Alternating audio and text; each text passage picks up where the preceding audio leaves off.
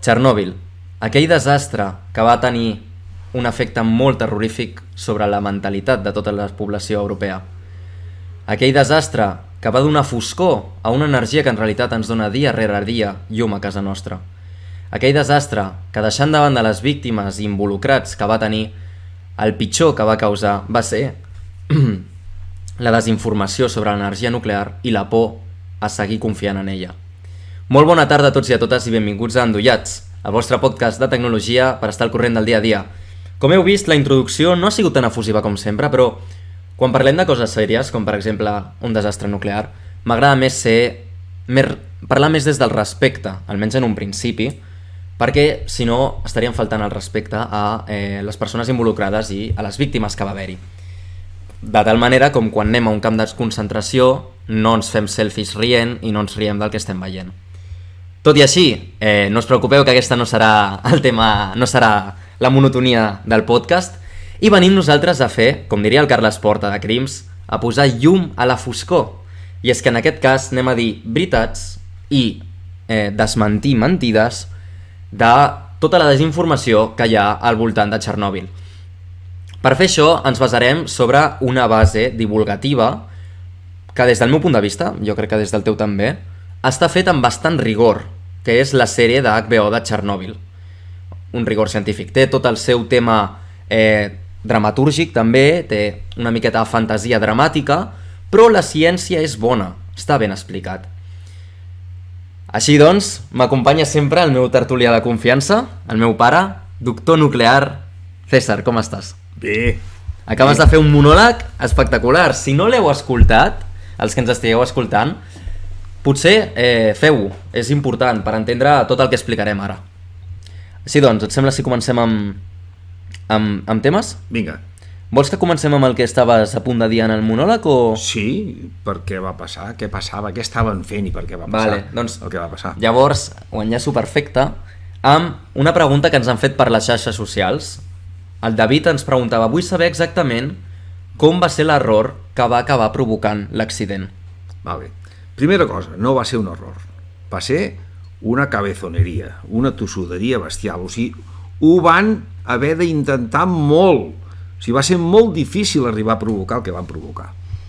Fixeu-vos aquí ara aventuro una cosa, jo he sentit opinions de persones bastant informades que hi ha una versió que diuen que allò va ser provocat intencionadament perquè sembla ser que el dia abans a la central de fabricació de material nuclear per armament hi havia hagut una petita excursió de radiació i això es detectaria i llavors necessitaven tapar-ho d'una manera o una altra. Es detectaria pel podcast que vam dir fa temps que la radiació és molt escandalosa. És molt escandalosa i es detecta de seguida. I és molt justificable i entenible, no sé si va ser veritat o no, que el destruïssin intencionadament, perquè realment no va ser un error. Va ser amb moltes ganes. O sigui, era molt difícil arribar a fer que passés el que va passar. Vale? Dit això, què va passar? Mireu, i estic d'acord amb el que diu el Nil, que la sèrie d'HBO és científicament força rigorosa, té algun detallet que potser no és perfecte, però està molt ben feta. El que passa que clar, no ho diuen tot, perquè és impossible dir-ho tot amb tan poc espai de temps. Sí, i a més, el bo de les sèries que ho diuen tot molt ràpid, perquè no fan que s'avorreixi el però és que llavors una persona que no sigui molt avesada amb el tema no en capta ni el 50%. I això és el que jo intentaré reomplir-vos una miqueta els espais que a mi em sembla que queden una mica poc descrits allà. Deien que s'havia de fer una prova, no? S'havia de fer un test perquè havien d'acabar de fer la verificació del reactor. Això és una bestiesa com un piano, perquè el reactor que ja feia anys que funcionava. Per tant, qui dimoni se li acut de fer una prova amb un reactor que ja fa anys que està funcionant, no? A més, ara us explicaré jo de què va la prova, no? Tots heu sentit a dir, potser, que els reactors nuclears, que van molt bé, però van molt bé quan van a nivell de potència constant. Sí, correcte, i sobretot si és elevat, no? Sí, i llavors allà funciona de conya, va molt bé, no, i baix també, tu el pots deixar allà on tu vulguis i es queda molt bé, el que passa que... Però, perdona, però et faig un incís, a la sèrie deien que quan estava a meitat de la potència, el que feia és que no aconseguia cremar bé el xenó, i que per això després, quan baixen molt, s'ofega. No, però no, això en qualsevol cas. Vale, okay. Tu pots tenir un reactor nuclear a potència constant i el xenó es crema i tot funciona perfecte. Ara entrem amb això del xenó. Vale, okay. Tu el pots tenir a qualsevol nivell de potència i va bé. O sigui, amb steady state, un reactor nuclear funciona de conya. Pots estar al 10%, al 20%, al 30%, al 50%, al 80%, al 90%, és igual. Sempre va bé. Però què passa? Clar, tots ens costa evitar de fer comparacions, i quan veiem un reactor nuclear que funciona, doncs ens imaginem d'alguna manera què hi ha que nosaltres coneixem molt i que fa potència, doncs un motor d'explosió. Vale. Motor d'explosió, si tu acceleres, puja de potència, i si deixes anar el pedal, doncs baixa. Un reactor nuclear no és tan senzill, és molt més emprenyador que això. Primera cosa, si tu agafes i pares la reacció en cadena, tu baixes barres de cop i volta, dius, bueno, doncs ja he parat el motor, el cotxe es para. Allò no es para. Segueix generant potència. Per fer una petita incís, perdó, baixar barres seria com el moment d'emergència de vull que es pari completament. Vull que es pari. Seria ficar el freno del cotxe al màxim. Apretar el freno del cotxe, pam, de cop i volta. És més, no és ni com un barco, perquè algú podria dir, no, clar, un barco és molt gran, paren els motors i el barco segueix corrent 4 quilòmetres. No, això és per inèrcia. No, el reactor nuclear és pitjor.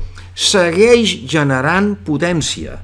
Encara que tu hagis parat la reacció en cadena, el reactor nuclear, que allò va tenint productes de fissió, aquests productes de fissió segueixen sent radioactius, segueixen emetent coses, hi ha tota una cadena de coses que segueix produint energia i la potència baixa exponencialment, però segueix generant durant molt de temps. Molt de temps. O sigui, tu no el pots parar de cop ni que vulguis, de cap manera. Per això tu has de seguir refrigerant contínuament. Llavors, què passa? Hi ha alguns productes que apareixen amb endarreriment. O sigui, quan tu tens el reactor en funcionament steady state, sí.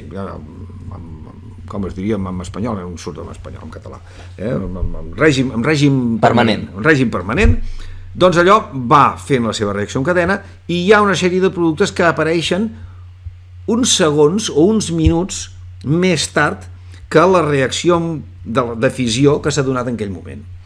Entre els molts productes que hi ha allà al mig, n'hi ha un que és el xenon, gas xenon, el gas noble xenon, i és un isòtop que es produeix, i aquest xenon resulta que és un menjaneutrons bastant important.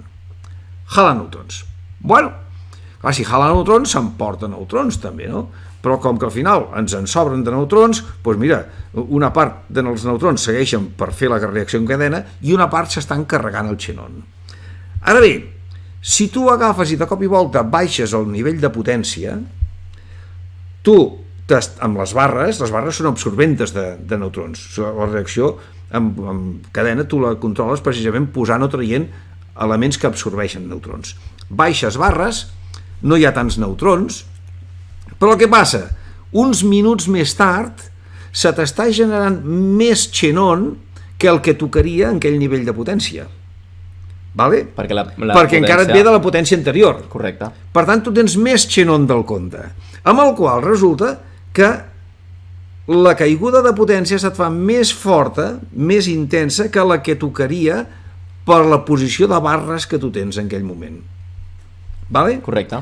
Això se'n diu xoc de xenon. Vol dir que si tu llavors dius, escolta, jo ja estic en aquest nivell de potència, em vull quedar aquí, no n'hi ha prou que posis tu les barres a nivell de reactor crític. Reactor crític és quan estaria en steady state. Vale. No en tens prou, has d'aixecar una miqueta més per compensar el xenon que tens. Això és el xoc de xenon. Vale? I llavors, quan ja t'has jalat aquest xenon més alt del compte, que corresponia a un nivell de potència més alt que tenies abans, llavors ja pots posar les barres al seu puesto i el reactor se't queda pla. M'explico? Sí, correcte. Va bé. Llavors aquí, en teoria, fixeu-vos el xungo de l'assumpte, deia, no, és que aquest reactor li hem de fer una prova de què tal seríem capaços de compensar o eliminar el xoc de xenon i tornar a una potència important després d'una frenada molt sobtada. Bueno, la frenada sobtada, de fet, a la sèrie diuen que és una apagada directa. Claro, sí, apaguen. I llavors, imagina't que algú diu, escolta, vull parar el reactor i de cop i volta el vull tornar a molta potència. Escolti, perdoni, a veure, no fem el burro. I per això els tècnics de la central allà li estaven dient, escolti, per l'amor de Déu, està fent una animalada com un piano. O sigui, primera cosa, tu agafes i frenes. Vale, frenes, d'acord. Has entrat barres i allò està caient la potència de manera exponencial. I el xoc de xenon és molt alt en aquest moment, perquè clar, et ve molt de xenon de quan estaves a plena potència i tu ara l'has posat a zero, hi ha molt de xenon, amb el qual, si tu llavors vols tornar a portar-lo a criticitat, i més, si vols fer-lo pujar de potència una altra vegada, primer has de treure barres, no fins a crític, a supercrític, per fer-lo pujar normal, però encara n'has de treure més per compensar un xoc de xenon que era molt alt. Vale? Llavors, clar, és com per dir, escolta, se m'està calant el motor i jo vull córrer, doncs fota-li accelerador, i fota-li accelerador. Clar, llavors havien de treure barres d'una forma absolutament desorbitada, que això és, si recordeu, si heu vist la sèrie, és quan el senyor aquell que era un garrulo, que tot això, aquell teòricament, jo fa temps que la vaig veure, no? Però em sembla que aquell no era tècnic. No era el director de planta. Era el director no era el director de planta, però era un càrrec. Sí. Era un càrrec més polític que no pas operatiu, no? Doncs va dir, per collons, que s'aixequi, que s'aixequi, que s'aixequi. Els altres, escolti, per l'amor de Déu, però que no veu que hem de treure barres d'una forma totalment desmesurada. Hem de treure barres en un punt que és molt perillós pel reactor, perquè tenim una reactivitat brutal. Què passarà en el moment que comencem a menjar-nos el xenon i tindrem les barres molt amunt, molt amunt? Serem capaços de baixar-les prou ràpid com per compensar-ho? Aquesta era la gran pregunta. I ells deien, escolta, per la mort de Déu, no ho faci, i ell que sí. O sigui, fixeu-vos que no va ser allò, és que m'he equivocat. No. Aquell senyor va donar ordre per collons. És més, van haver de bloquejar tots els sistemes de seguretat de la central, perquè si no la central no ho deixava fer això. I ho van bloquejar. O sigui, d'error cap. O sigui, va ser sí o sí, per nassos, no? Bueno, i aquí el que va passar és que quan a base de treure barres a lo bèstia, que les van treure, van aconseguir guanyar el xoc de xenon i va començar a pujar la potència, clar, les barres surten de baix cap dalt. Llavors, clar, el reactor no és tot uniforme, no és que treguis tu el verí, el menja neutrons de manera uniforme a tot el reactor. Clar, a baix seguia estant sense cap barra, perquè generalment el que fan és algunes barres les deixen posades i uns altres les treuen, amb el qual d'alguna manera distribueixen més. Aquí no, aquí les havien tret totes, amb el qual la part de baix del reactor estava rabiós, vale? I quan van intentar tornar a posar barres, que aquí hi ha un detall que tu em vas recordar, jo no el recordava, sembla que a més les barres aquestes a la banda de baix tenien grafit, amb el qual encara van posar més llenya al foc, perquè primer entrava el grafit, que és un moderador, i encara accelerava. Però indiferentment d'això, el problema va estar que la banda de baix del reactor s'havia escalfat tantíssim, que s'havien doblegat els tubos on havien d'entrar les barres, i no van poder entrar les barres, amb el qual el reactor va seguir supercrític. I què passava? Com que el reactor estava refrigerat per aigua, no ho oblidem, aquesta aigua va bullir. Bueno, clar, la potència era molt més elevada. Crec que a la sèrie diuen que inclús 10 cops més de lo dissenyat. Claro. I es va posar a bullir. I no aguantaven els tubos i va petar com una magrana. O sigui, el PET no va ser nuclear, el PET va ser de vapor d'aigua. Va rebentar per vapor d'aigua. Vale? Llavors, clar, va ser una gran bufada, repeteixo, de vapor d'aigua. Però se t'obre el reactor com una magrana i fa una bufada bestial, s'emporta tot el que troba per entremig. Tot cap dalt. D'aquí que van començar a sortir tots els productes de fissió, tot el que hi havia dintre, allò va fotre un pet de collons, perquè el reactor, l'aigua, té una gran potència, i tot això va fer una gran bufada com va engegar tot cap dalt. De fet, per una cosa que has dit abans, que has dit que crec que ho has dit en el preludi, que es considerava que el reactor de Txernòbil era una fàbrica d'armes nuclears. Sí. Això, més o menys aquesta teoria es pot basar en el fet de que, per exemple, a Suècia, quan van detectar la radiació, van detectar 2 pics, veritat? Sí. Un primer més feble i després un molt més gran, que seria l'explosió de vapor d'aigua en el reactor, correcte? Exactament. Vale. És només per posar més èmfasi en tot, no? Els que esteu aquí, ja sabeu, podeu fer preguntes i intentarem mirar de resoldre-les, si no, jo de mentre vaig seguint el guió de preguntes que tinc, que m'han sorgit a l'hora de fer... Bueno, de mirar la sèrie, vaja, en definitiva. Estem molt cremats, bueno, és igual. Primer de tot que et vull preguntar, realment l'iode serveix contra la radiació? A la sèrie es veuen moments en el que la Jominic, que en realitat representa 12 enginyers,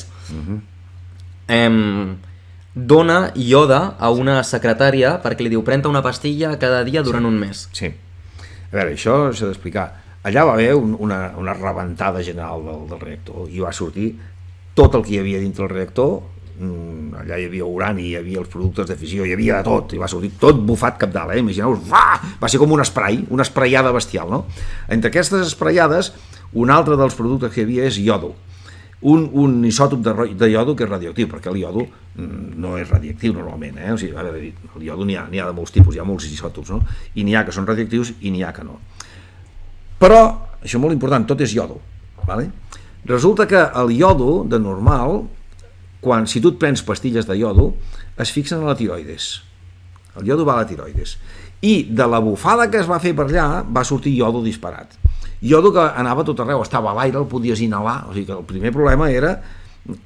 clar, penseu una cosa, hi ha una diferència molt gran amb el problema de radioprotecció, hi ha una diferència entre irradiació i contaminació. Irradiació és quan tu estàs exposat de cara a la radiació, que recordeu, vam parlar l'altra vegada que vam parlar una miqueta, hi ha alfa, beta, que són de partícules, i gamma, que és la punyetera. Que són ondes. Sí, la punyetera perquè penetra més, però clar, la gamma et penetra si tu la veus aquí al davant, si tu estàs prou tapat no passa res. L'alfa i la beta, l'alfa i la beta és que ni m'arriben, perquè com que són corpusculars no arriben, però com les inhalis, com les xuclis o com te les mengis, se't queden a dintre el cos, i llavors traca. Aquestes són fotudes perquè se't queden a dintre el cos. I, concretament, en el cas de Txernòbil, que amb la bufada aquesta va sortir de tot, inclòs iodo, el iodo es fixa a la tiroides. Com que es fixa a la tiroides, què van fer? Van dir, donem a la gent ràpidament pastilles de iodo de tal manera que la tiroides estigui saturada de iodo normal, amb el qual a la que vingui més iodo, l'altre no s'hi quedarà enganxat. I agafaràs i el pixaràs o el cagaràs directament. O sigui, la idea era, no és que el iodo protegeixi contra la radiació, no, el que es tractava és de deixar la tiroides saturada de iodo perquè ja no poguessis metabolitzar més iodo. Vale? Era deixar la gent impregnats de iodo normal perquè no hi hagués més iodo que s'anés a quedar allà. De fet, i aquí és molt important, quanta gent va morir a Txernòbil? Segons la Unió Soviètica, 31. Segons altres estimacions, entre 4.000 i 96.000. Doncs ni 4.000 ni 96.000. Van ser 50 i pocs. I això m'ho va dir a mi el meu professor de doctorat, que era el chairman de la Nuclear Regulatory Commission dels Estats Units. Jo crec que, a veure, 50 i pocs, sincerament em semblen pocs, però jo crec... No, però escolta'm, jo crec que és algo massa difícil de dir, perquè, clar, també qualsevol persona que estigui en la zona en aquell moment li pots dir, hòstia, té càncer, va ser per Txernòbil. No, és que no, perquè això s'ha fet estudis. S'han seguit 300.000 casos clínics, o sigui, hi ha hagut 300.000 persones que s'han seguit. I què els ha fet aquests casos clínics? Això jo crec que... Clar, perquè si m'estàs dient que és la URSS... No, jo crec que això ja ha sigut bastant seguit per la IAEA, per la International Atomic Energy Association. Almenys el que em va comunicar el professor meu, i t'asseguro que era americà, i no, bueno, de fet era cubano, però treballava pel govern dels Estats Units, no tenia cap mena de simpatia pels russos, t'ho asseguro. Va dir, no, van morir els pobres bomberos que van quedar allà rostits com a pollastres. Sí, vale? És veritat. I també, precisament, hi va haver 2.500 casos de càncer de tiroides, de nens que van menjar llet de vaques que havien pasturat la herba que estava allà al costat i que els havia caigut iodo radioactiu. I les vaques ho havien passat a la llet, van donar la llet als nanos, se'ls hi va fixar la tiroides i van agafar càncer de tiroides. Però tots aquests es van operar i no en va morir cap. Sí, però jo et segueixo dient que segueixo opinant que és algo molt difícil de poder marcar. Sí, però és que després han agafat i el que hem fet és estadístiques de quants casos de càncers i leucèmies hi ha hagut allà, perquè de càncer i leucèmia n'hi ha. També, a Barcelona també n'hi ha. Sí, no, està clar. Llavors, mira, quin és el nivell normal i es va veure que estadísticament no hi havia cap diferència. O sigui, no es podia concloure que hi hagués cap increment de la proporció de persones amb càncer o leucèmia per sobre del background normal. Vale, hauríem de revisar els documents. Bueno, doncs això és el que em va fer veure, el que em va explicar el meu professor de doctorat, que és un senyor que en sap moltíssim i que entre dos tècnics nuclears no ens enganyem. Ja, també és veritat. Sí. I això era una conversa privada que vam tenir ell i jo. Ell em va dir, César, no creas, no fueron la cantidad que murió, que la prensa dio a entender que murieron 50 i algo, em va dir. Alguns que van ja morir allà com a pollastres i uns pocs que van morir al cap d'un poc temps de resultes de la radiació molt forta que van rebre en aquell moment. Però després, i això ha sigut precisament un tema que ha sorprès moltíssim a la comunitat científica nuclear. Fins ara, mai a la història de la humanitat s'havien tingut 300.000 casos de persones amb nivells alts de radiació. Alts, diferents nivells, però alts de qualsevol manera. Ostres! I no s'han mort.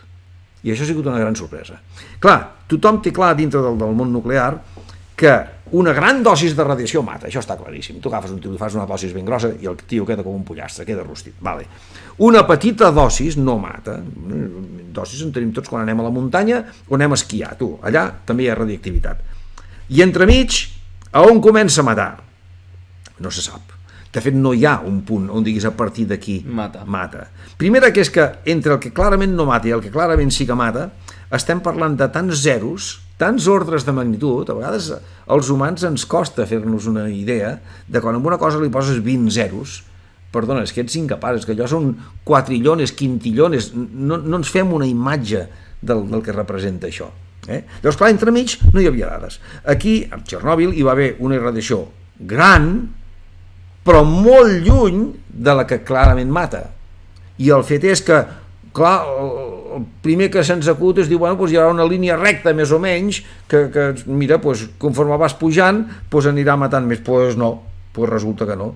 Que si això passa, està molt més lluny, exactament.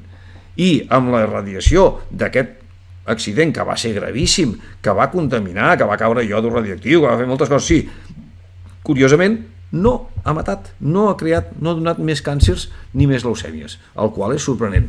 Evidentment, el que no tenim és una gradació per anar donant una sèrie de dosis creixents a una pila de gent, entre altres coses perquè hi ha tants milions de nivells que és bestial, no? I a més, una altra cosa molt important, que l'organisme humà no responen tots iguals.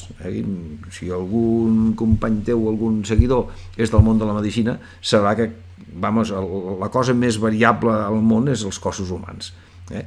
Jo sempre poso com a exemple, quan parlo de radioactivitat, si tu agafes un gitanet i un nen holandès blanquet i els poses els dos a jugar a la platja un dematí, a migdia el blanc s'anirà directe a la UCI i el gitanet s'anirà a jugar a pilota i han rebut la mateixa radiació. Correcte. Molt bé, aprofitaré una pregunta que han fet aquí per després enllaçar-ho amb altres, no? La pregunta és del David i ens pregunta per què ara Txernòbil és una selva si el desastre nuclear va deixar tot torrat?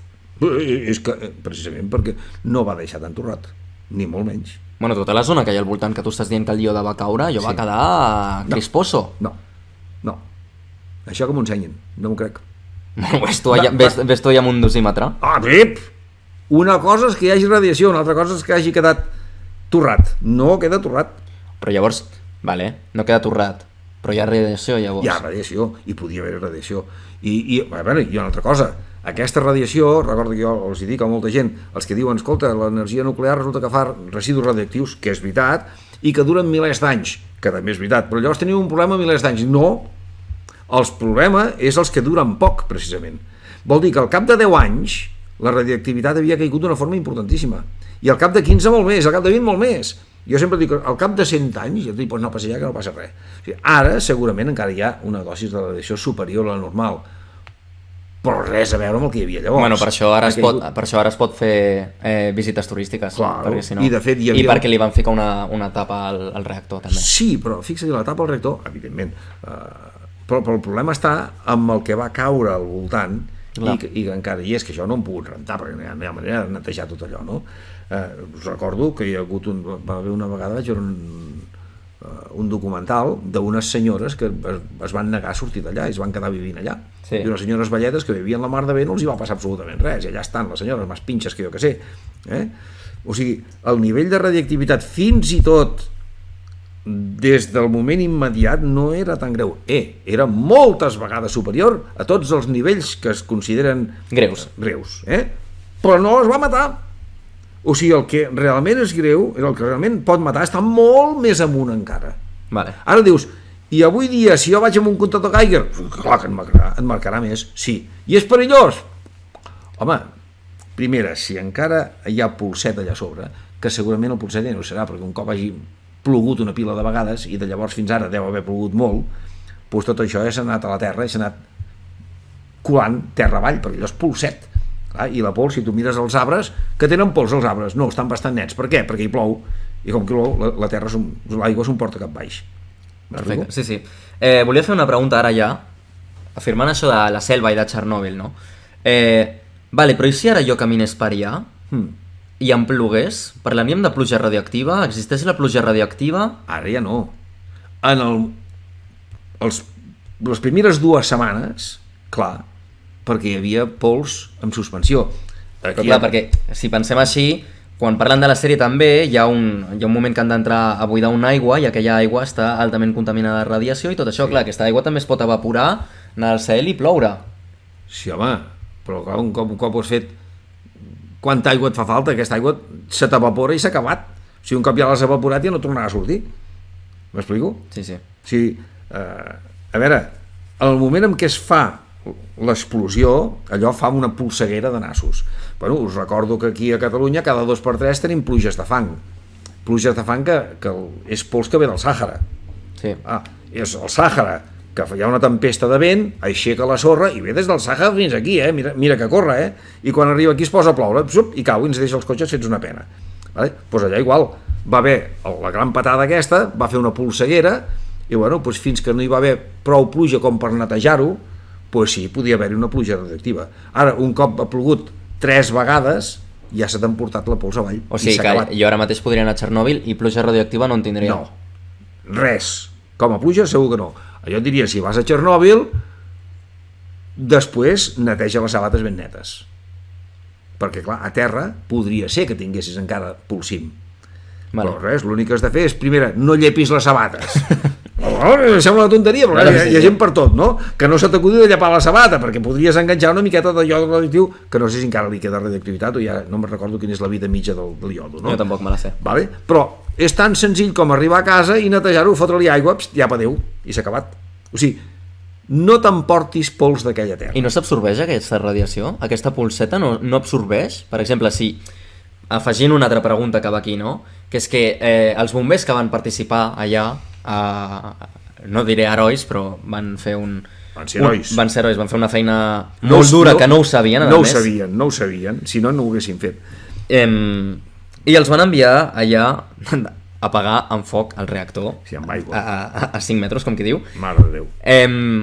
I clar, quan els portaven a l'hospital, de fet, a l'hospital de Pripyat, encara hi ha, que està abandonat, encara hi ha en el sòtano la roba impregnada, que encara, si van amb el dosímetre, es veu que té radiació encara, aquella roba. Clar, perquè de dintre del reactor hi ha productes de fissió que tenen una vida mitja de minuts, una altra d'hores, una altra de 10 anys i alguna de 100 anys, i per tant tu medeixes i encara té més radiació. Però vull dir, aquella radiació que té impregnada és que encara té polsim o què li ha passat?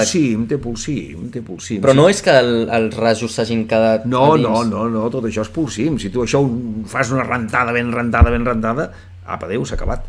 Sí? Sí. Clar. M'ho afirmes? Rotundament. Vale, ok, no, és conceptes que no sabia. A veure, dius, i pot ser que allò m'hagi activat alguna molècula de les que composa el teixit? Home... Però llavors per aquesta regla de 2, de 3, perdó, tots els bombers que estaven allà només feia falta rentar-los fort i ja s'haguessin curat.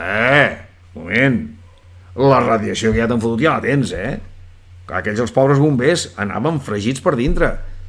O sigui, com tu quan et fas una cremada, doncs primer et cremes i la butllofa et surt al cap d'unes hores, I per molt que hi posis crema, la cremada està feta. O sigui, a fi de comptes, quan tu tens una exposició a radiació, ara tornem a parlar de la radiació, la cremada ja està feta i la radiació, sobretot si és de gamma, t'atravessa, per tant et crema a la superfície i et crema per dintre. A diferència de les cremades que nosaltres estem acostumats, que són de foc i per tant són superficials, els raigs gamma, si te'n posen una dosis tan bèstia com perquè et cremi un raig gamma, és que estàs cremat per tot arreu, perquè el raig gamma t'ha travessat. Estàs cremat per fora i per dintre. Llavors, escolta, Sí. Dit al bestet, et sortirà la bullofa d'aquí mitja hora. Escolta, fes alguna cosa. Doncs resar. No pots fer res més. Vale. Ara, el fotut del cas és, primer, renta'l bé aquest tio. Que no li quedi ni un gram de pols que no li segueixi bombardejant després. M'explico? Sí.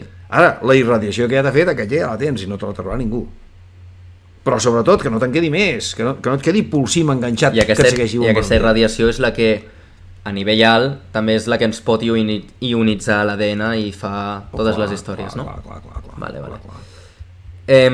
Vale, doncs seguim amb això, ara que estem parlant de la irradiació, mutacions d'ADN i tot això. Vale, aquesta radiació, pot ser que fos causant del mite de que van haver-hi molts nascuts deformes, amb malformacions? Això jo quasi afirmaria que és fals. Mireu, el que surt que jo he vist algunes vegades, gent deforme i tot plegat, això agafes una càmera i te'n vas aquí a Barcelona, segons quins barris també trobaràs. Gent deforme. Sí, que ja ho sé. Clar, és que hi ha molta mentida muntada. No és manera tampoc. No, clar, és que és així. Lamentablement els mitjans de comunicació exageren molt les coses i diuen coses que són falses. O sigui, la major part de vegades quan tu tens una mutació, la mutació el que fa és que aquella cèl·lula, el més normal és que es mor. Tu agafes la cèl·lula, perd la seva capacitat de reproduir-se i es mor, punto. Amb el 95% dels casos es mor. En alguns altres casos, la cèl·lula, perquè, i això ens faria falta un fisiòleg que sàpiga molt de medicina, jo no en sé prou, no? És una cèl·lula que l'organisme reconeix com que és més dèbil del normal i quan és més dèbil intenta reproduir-se molt. Les rates es reprodueixen molt més que els elefants. Per què? Perquè són més febles, tu. És una qüestió perquè un animal que sigui feble i no reprodueixi ja no ha sobreviscut, ha desaparegut, o sigui, és una qüestió d'història, no? Sí. Els elefants, encara que no criguin molt, com que són resistents, doncs, hòstia, segueixen vivint, ¿vale? Llavors, les cèl·lules, a vegades es deformen i si són febles, es reprodueixen molt, i això és un càncer, ¿vale? Però és això, i res més, i la major part de les vegades simplement el que passa és que es mor. O sigui, una cèl·lula ionitzada, la cèl·lula no s'ionitza, el que es pot ionitzar és una proteïna de l'ADN. Anem a parlar una miqueta més en propietat, perquè si no estem dient moltes bestieses. És una proteïna de l'ADN, tu la ionitzes. I quan la ionitzes, què passa? El 98% de les vegades torna a captar el mateix electró i es queda tan pinxa i no passa res. Alguna vegada pot ser que es trenqui i que s'enganxi amb un altre radical que hi ha per allà a la vora i llavors et fot un engendro, un ADN que ja no és ADN. Aquest ADN què pot passar? El normal és que no se sàpiga ni reproduir. I algunes vegades fa una cosa rara i fa un monstruïto. No? I això crearà tios amb 3 caps, o 2 orelles, o 5 orelles. No. Però si estem parlant de que la radiació pot ionitzar, no podria ser possible que una dona que estigués embarassada i estigués més o menys en un radi d'uns quilòmetres al voltant, rebés una d'aquesta irradiació i se li mutés al bebè? Sí, si el muta el bebè, el normal és que surti mort. Ja, també és veritat. Clar. El 99% és que surti mort, o surt viu o surt mort. Bueno, de fet, a la sèrie, una de les protagonistes... I això és una de les coses que jo crec que està mal fet a la sèrie. Per què? Que diuen que el bebè va protegir la vida de la mare. Perdona. Si el bebè hagués rebut una dosis tan bèstia com per quedar-se ell fregit, la senyora va rebre una dosis de collons. I el fet de que hi hagi el bebè o no hi hagi el bebè era molt poca diferència amb l'esperança de vida de la mare. Però clar, com que era en procés de creació, per dir-ho així, se li va mutar... Bueno, o sigui, el bebè va morir perquè va quedar fregit. Sí, no, clar. I dius, no, i mira, la quantitat de fregimenta que va agafar el bebè no li va donar a la senyora i gràcies a això va sobreviure. Els dos van agafar el mateix, l'únic que la senyora... Està agafat pels pèls, tu. Vale. Està agafat pels pèls, vale? El que passa que queda molt dramàtic posar això a la pel·lícula.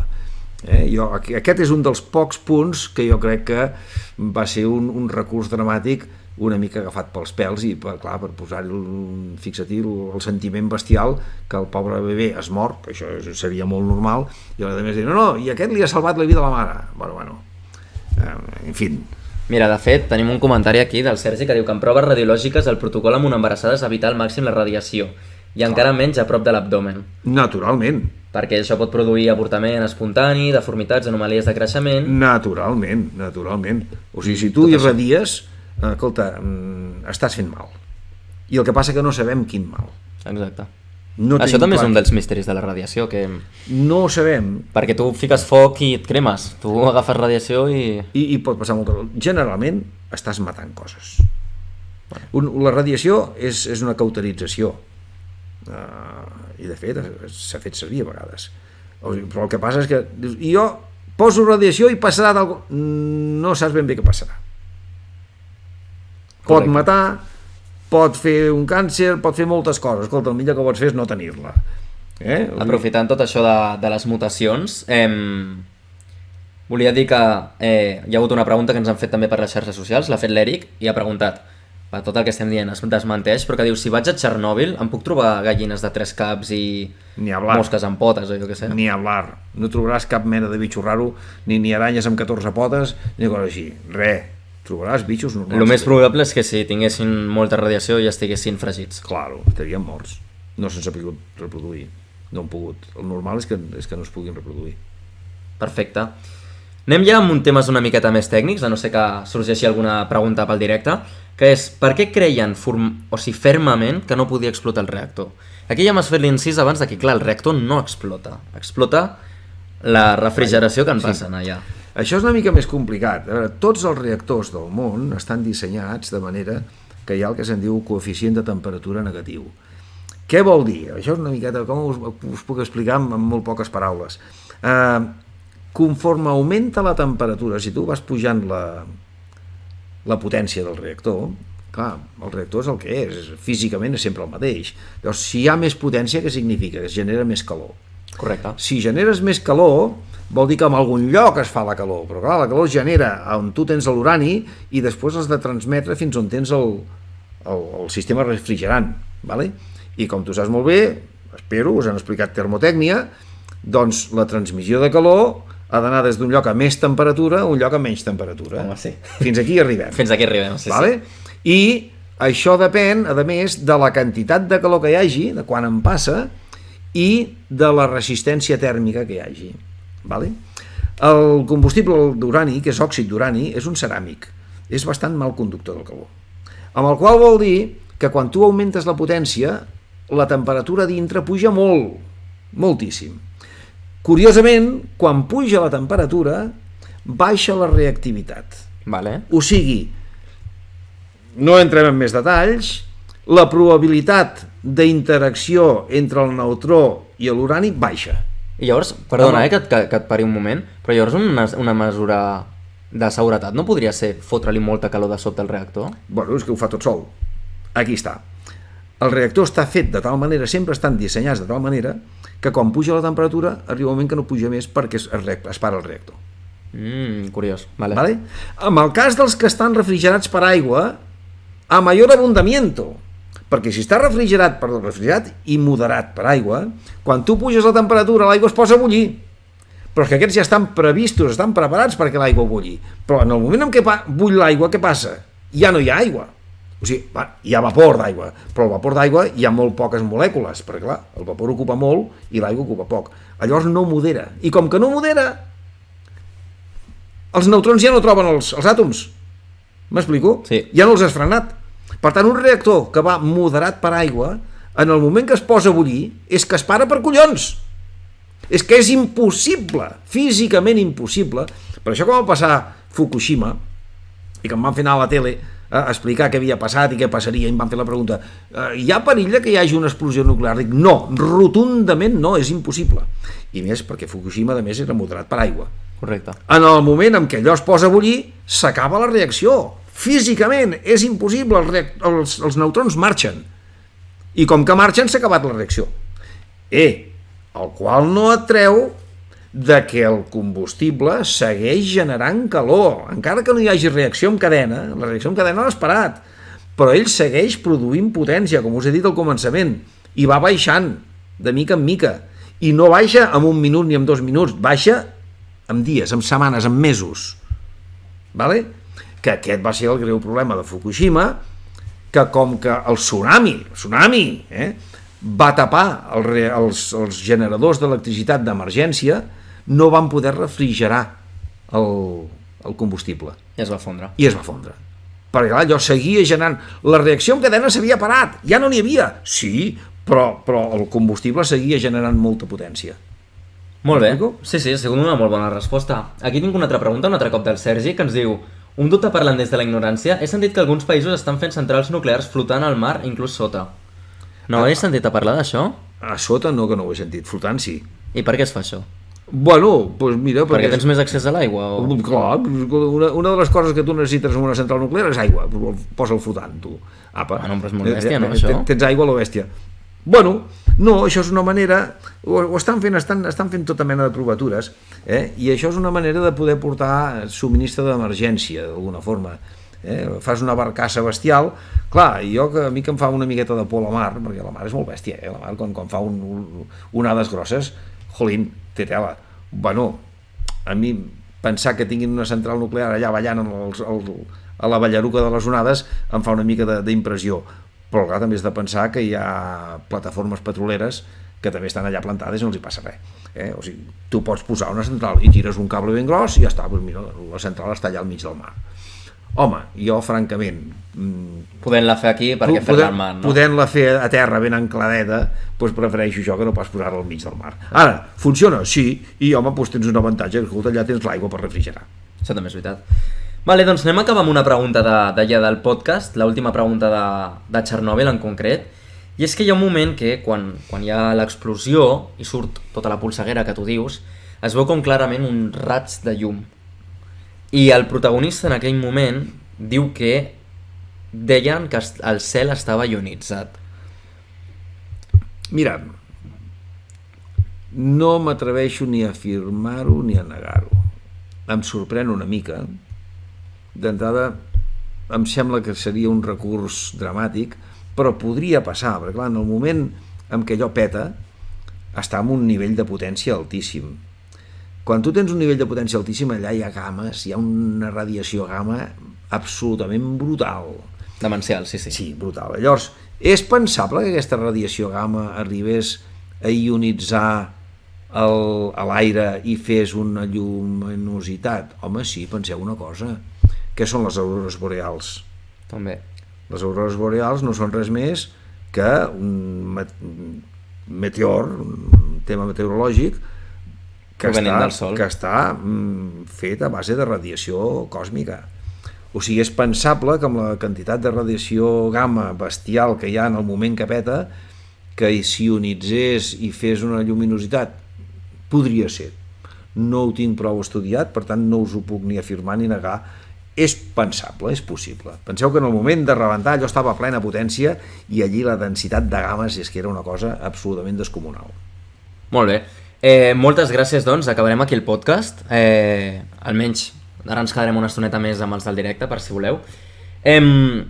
Acabarem el podcast, però abans d'acabar-lo m'agradaria dir-vos que, com que és molt possible que tingueu encara dubtes d'això de Txernòbil, que sigueu com persistents, en podríem dir, o que insistiu i que ens envieu els dubtes mitjançant Instagram o qualsevol de les xarxes socials que tenim, perquè si els dubtes són interessants, que sempre ho són, podríem fer TikToks al voltant i podríem fer alguns vídeos explicant-ho de manera breu i curta perquè us quedi la informació molt més gravada.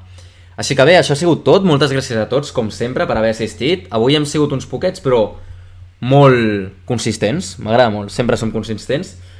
I això, moltes gràcies per tot. Ens quedem una estoneta més per si teniu dubtes i fins la pròxima. A reveure. A reveure.